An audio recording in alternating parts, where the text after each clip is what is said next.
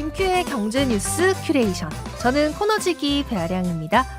어렵고 복잡한 경제 한 큐에 정리해 주실 김큐, 안녕하세요. 네, 안녕하세요. 2월에 처음 뵙는데 네, 아니 2월 된 지 뭐 이제 4일 됐잖아요. 그렇죠. 근데 벌써부터 깜짝 놀랄 이런 경제 뉴스들이 이어지고 있습니다. 네, 바로 본론으로 들어갈게요. 좋습니다. 무역 수지가 11개월째 적자 행진을 이어가고 있다, 이런 뉴스를 봤는데 네, 적자라는 단어 일단 안 좋은 거잖아요. 그렇죠. 심각하게 받아들여야 합니까? 좋은 뉴스는 아니죠. 1월 수출입 동향을 발표한 것이고요. 무역 수지라는 거는 이제 수출과 수입을 놓고 적자냐 흑자냐를 보는 거잖아요. 네. 우리나라가 수출로 먹고 사는 나라다 이렇게 다들 얘기하고 계시니까 결국 적자라는 얘기는 수출보다는 수입이 많았다는 것, 다시 말해 수입보다 지출이 많았다는 얘기가 되니까 이걸 가게 운영하는 걸로 저희가 빗대서 생각해 보면 11개월 연속 밑지는 장사했다, 뭐 이렇게 얘기할 수 있고요. 빚이 쌓이고 있으니까 그간 모아둔 돈을 꺼내서 가게를 운영하고 있었다, 이런 얘기도 되겠고요. 지난해 3월 이후에 계속 우리나라가 적자 상황이거든요. 무역 수지만 놓고 보면 11개월 연속 적자는 1995년 1월부터 1997년 5월까지 17개월 우리가 무역 수지 적자가 난 적이 있어요. 네. 이때 기억해 보시면 97년이 외환위기잖아요. 그러게요. 외환위기 직전에 매우 안 좋은 상황이었다, 이걸 보여주는 건데 이 이후에 25년 동안 단 한 번도 없었던 사례다, 이렇게 볼 수 있어요. 그럼 이거 엄청 심각한 거 아니에요? 걱정을 해야 되는 수준은 맞지만 네. 그러면 진짜 외환위기를 걱정해야 되냐, 이렇게 물으시면 그 단계는 아니다, 이렇게 말씀을 드릴 수가 있는데요. 우리가 무역 수지만 놓고 이렇게 얘기하면 안 되고, 만약에 외환위기나 이런 것까지 우리가 생각을 하려면 무역 수지는 좀 범위가 좁거든요. 그래서 경상수지의 흐름까지도 같이 좀 살펴봐야 된다, 이렇게 말씀을 드려야죠. 근데 무역 수지 나오고 뭐 경상 수지 나오고 지금 저 살짝 혼란에 빠지는데 네. 어렵네요. 좀 설명을 드릴게요. 일단은 뭐 언론들에서 여러 가지 수식어가 앞에 붙어서 좀 무섭긴 네. 합니다. 그러니까 25년 만에 11개월 연속 무역 적자, 뭐 월간 기준으로 적자폭 최대. 1월 적자가 126억 9천만 달러니까 우리 돈으로 바꿔보면 한 16조 원 정도 적자를 본 거거든요. 네. 지난 한 해 동안 1년 동안 무역 수지가 우리나라가 474억 7천만 달러가 적자였어요. 이게 58.9조 원, 그러니까 한 59조 원 정도 되죠. 네. 근데 올 1월 한 달 동안 지난해 적자폭의 3분의 1을 확 내버린 거예요. 그러니까 적자폭이 좀 커진 건 분명히 맞죠. 근데 이제 제가 이러다 보니까 뭐 정부에서는 매우 엄중하게 이 상황을 인식하고 있다라는 발언은 나오는데 네. 경상수지도 같이 봐야 된다라고 말씀드리는 이유는 경상수지가 무역수지보다 국가 간의 거래에 훨씬 더 포괄적인 개념입니다. 보통은 이제 무역수지는 재화의 흐름을 바탕으로 우리가 그 계산을 하고 네. 경상수지는 자금의 흐름을 바탕으로 계산한다, 이렇게 얘기를 하는데요. 이렇게 얘기하면 조금 헷갈리시지 않습니까? 네. 그러니까 제가 조금 쉽게 동네 식당을 운영한다고 가정을 해서 한번 설명을 드려볼게요. 네. 식당을 운영하면서 음식을 팔아서 수익이 났냐 안 났냐, 이걸 보는 게 무역수지다, 이렇게 보시면 되죠. 그러니까 한 달에 예를 들어서 700인분의 음식을 팔았어요. 네. 1인분에 10,000원이고 그러면 수입은 700만 원이잖아요. 네. 이 중에 재료비가 한 300만 원 들었다고 치면 이걸 빼니까 한 400만 원 남았지 않습니까? 그렇죠. 이 400만 원 남은 게 무역수지입니다. 그러면 400만 원 무역수지 흑자가 난 거예요. 그럼 경상수지는 뭐냐? 이 중에 손님들이 신용카드 쓰신 분들이 있겠죠. 한 50% 정도 신용카드 썼다고 치면 네. 350만 원은 제외합니다. 결제되는 금액은 다음 달에 들어오니까. 네네. 아까 제가 경상수지는 돈의 흐름을 본다 그랬지 않습니까? 네. 그러니까 이건 빼요. 근데 지난달에 손님들이 쓴 신용카드 금액은 이달에 들어오잖아요. 그렇죠. 이렇게 해서 결제된 돈이 뭐 지난달에 장사가 좀 잘 돼서 한 500 들어왔다고 치면 이건 경상수지에 넣습니다. 그리고 임대료하고 직원 월급 나간 거 뺍니다. 여기에 가게 되면서 받은 대출이자 비용 제외합니다. 네. 근데 알고 보니까 사장님이 인기 메뉴 하나를 상표 등록해서 뭐 하이킥 덮밥이라고 하죠. 이걸 등록해 놨더니 네. 여기저기서 써요. 좀 인기가 있어요. 그래서 상표 사용료가 한 달에 또 좀 들어온다고 합시다. 그럼 이거는 경상수지에 넣어요. 그리고 좀 유명해지니까 유튜브 통해서 뭐 좀 방송도 하시고 그래서 유튜브 광고 수익이 한 돈백 들어온다고 치면 이것도 경상수지에 넣습니다. 그렇게 해서 총합적으로 통장 잔고에 찍힌 돈, 이게 경상수지라는 거죠. 이해돼요. 조금. 좀 이해됐어요. 네, 이렇게 네. 풀어서 설명해 주시니까 이해되는데 경상수지는 장사를 하고 진짜 내 통장에 돈이 찍히는 거. 네, 그러니까 찐 내 돈 뭐 이런 개념으로 이해를 하면 될까요? 그렇죠. 그러니까 개념으로는 그냥 제가 드린 것처럼 그 정도로만 이해하시면 되고요. 네. 앞서 이제 무역수지는 재화의 흐름, 경상수지는 자본의 흐름이라고 말씀을 드렸으니까 네. 요 정도만 생각하시면 되는데 경상수지는 돈이 들어왔으니까 그때그때 반영을 하는 건데 여기서 한 단계 더 나아가면 나중에 이제 뭐 사람들 만나서 무역수지, 경상수지 얘기할 때 조금 자랑할 수 있는 거 제가 두 가지만 팁을 드릴게요. 이거 잘 알아놔야겠네요. 우리나라에서 이제 조선사들이 굉장히 유명하잖아요. 배 그렇죠. 크게 만드는. 네. 이게 무역수지하고 경상수지에 어떻게 반영되느냐를 보면 확실히 구별이 좀 되거든요. 그러니까 뭐 큰 배를 만들면 보통은 계약금을 먼저 줍니다. 선수금이라고 그러고. 그리고 2, 3년 동안 배를 만드는 동안에 진도율을 보고 중간 단계에 또 돈을 지불하고요. 마지막에 인수해 가면서 최종 금액을 지불을 하거든요. 네. 그러니까 돈이 굉장히 나눠서 들어오지 않습니까? 그러니까 무역수지는 재화의 흐름을 기본으로 한다 그랬으니까 처음에 선수금을 주든 중간에 돈을 주든 무역수지에는 포함이 안 됩니다. 3년 뒤에 진짜 배 다 만들어지고 배를 가져가면 그때 무역수지에 넣거든요. 네네네. 근데 경상수지는 돈의 흐름으로 본다 그랬잖아요. 그렇죠. 그때 돈 주는 거 다 반영한다는 거니까 우리나라가 최근에 배 엄청 많이 수주했거든요. 네. 근데 이 수지는 무역수지 안 들어간 거죠. 그러니까 적자가 좀 커지는 상황이 이런 게 반영이 안 됐다. 이런 얘기가 되겠고요.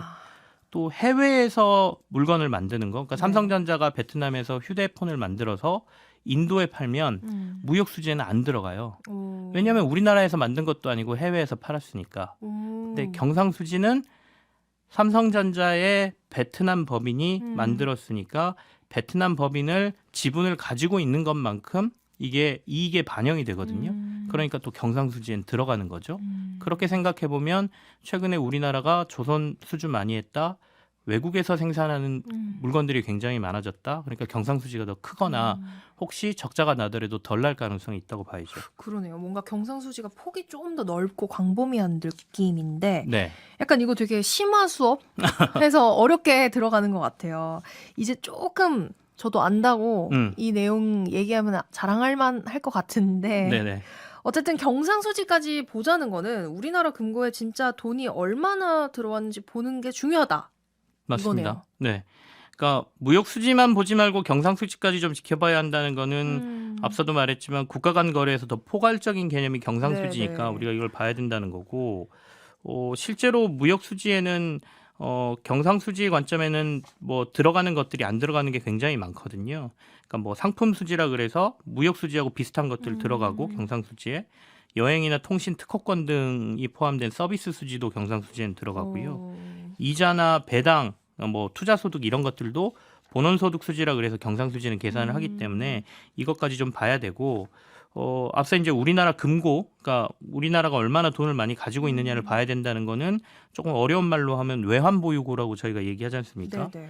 그러니까 실제로 외환보유고에 영향을 미치는 건 경상수지고 이 외환보유고가 줄고 늘어났냐에 따라서 또 영향을 미치는 게 환율이니까 이걸 자세히 봐야 되는 거죠. 그러네요. 우리가 경제 위기를 얘기할 때 항상 환율을 빼놓을 수가 없잖아요.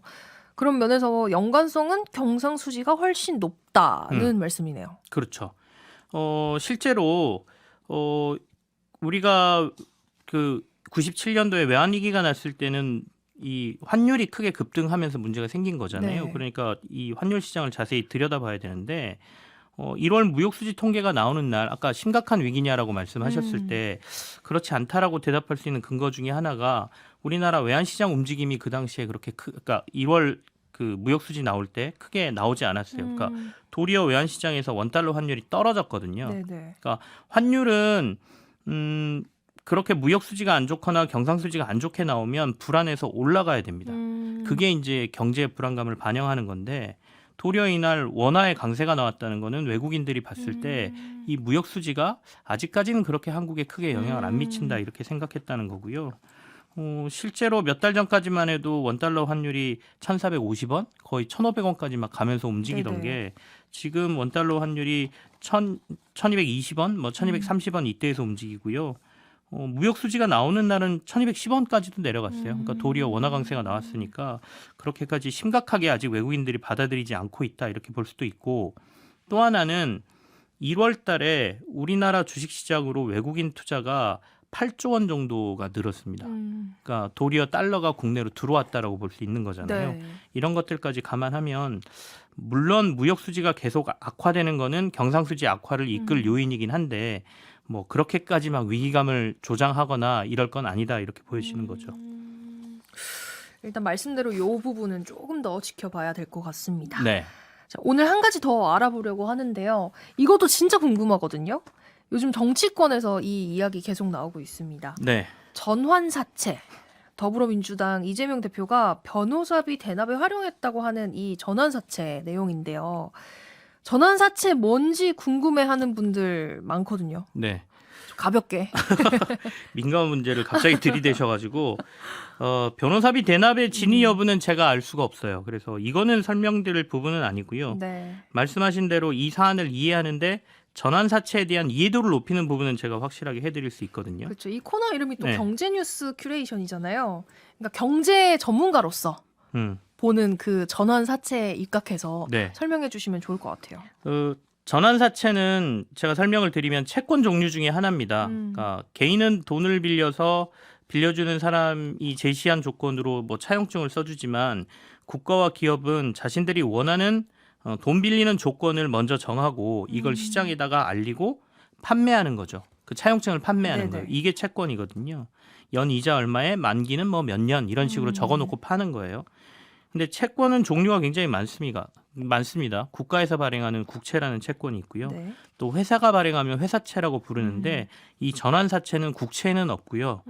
기업에만 해당되는 회사채에만 있는 회사채의 한 종류다. 먼저 이렇게 이해하시면 좋을 것 같아요. 그러면 일반 회사채랑은 또 다른가요? 이 전환사채가? 좀 많이 다릅니다. 트랜스포머는 들어보셨죠? 네. 자동차로 로봇으로 변하는 자동차. 그렇죠. 변신 로봇 뭐 이렇게 얘기할 수 있는데 이 약간 전환사채가 이런 거예요. 오. 그래서 채권인데 주식으로 변할 수 있는 조건이 붙어 있습니다. 그래서 영어로는 CB, 컨버러블 본드, 뭐 전환될 수 있는 채권 뭐 이렇게 부르거든요. 더 조금 자세히 설명드리면 전환사채는 돈을 빌려준 사람이 이자를 받을 만큼 받고 만기 때 원금을 찾아가도 되고요. 네. 원한다면 일정 기간이 지난 다음부터는 돈을 빌려간 회사에 빌려준 돈을 그 회사의 주식으로 달라고 요구할 수 있는 이런 권한이 붙어 있는 채권이다라고 보면 돼요. 근데 주식이 뭐 좋을 땐 좋은데 계속 가격이 변하잖아요. 네, 만약에 주식으로 받았다가 가격이 떨어졌다. 그러면은 엄청 손해 아닌가요? 그렇죠. 그래서 여기에 전환사채의 매력이 숨어 있습니다. 그러니까 처음 돈 빌려줄 때 그 네. 회사의 주가를 기준으로 전환가라는 게 만들어지거든요. 제가 예를 들어 아량 주식회사에 전환사채 1억 원을 투자했다라고 하죠. 네. 1억 원을 빌려준 거죠, 회사에다가. 뭐 만기는 몇 년, 뭐 이자도 붙어 있습니다. 근데 이런 건 사실 전환사채에서 중요하지 않아요. 이 당시에 아량 주식회사의 주가가 주당 10,000원이었어요. 네. 그럼 이 전환사채의 전환가는 10,000원으로 일단 결정이 되는 겁니다. 1년이 지났습니다. 근데 아량 주식회사의 주가가 20,000원이 됐어요.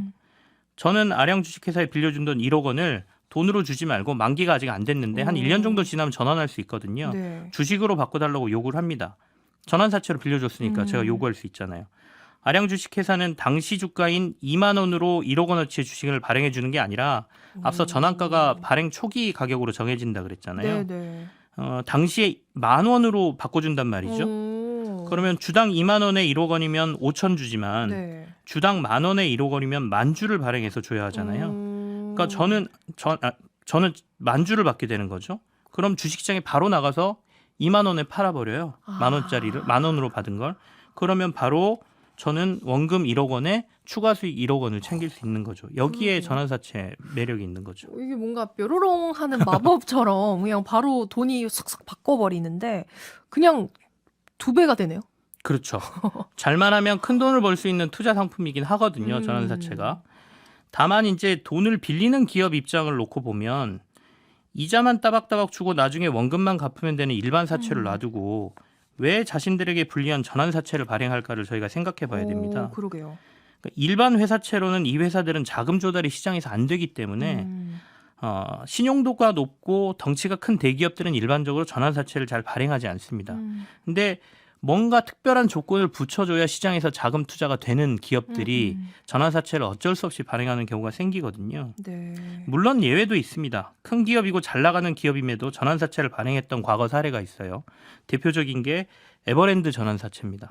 이때는 삼성이 전환사채를 활용해서 지분 상속을 큰돈 안 들이고 하려고 했다는 거예요. 그러니까 팔지 않고 만약에 이 돈을 그 전환사채를 전환하지 않고 가지고 있으면 그러니까 전환해서 가지고 팔지 않고 있으면 아까 5,000주 받을 걸 10,000주 받았다 그랬지 않습니까? 네. 주식을 크게 늘릴 수 있는 효과가 있거든요. 적게 돈을 들여서. 그래서 이때는 그렇게 활용이 됐고요.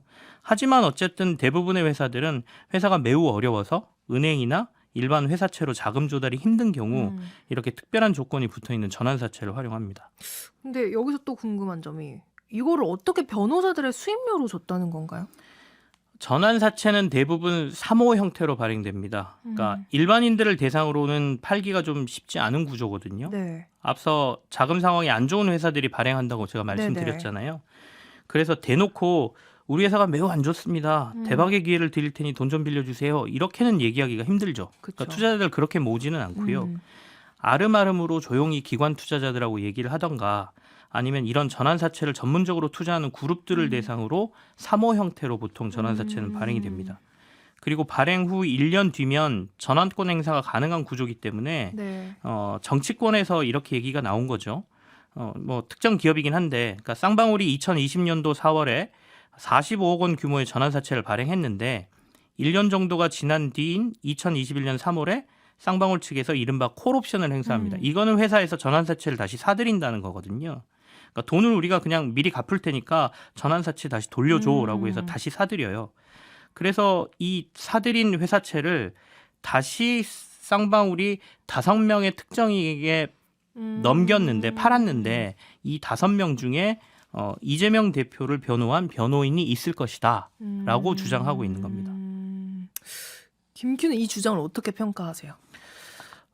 일단은 그 특정인의 변호사가 있었는지 없었는지는 저도 알 수 없는 사안이거든요. 아까 3호로 발행되고 네. 개인 간의 거래이기 때문에 이거는 네. 검찰 조사에서 이제 드러나겠죠.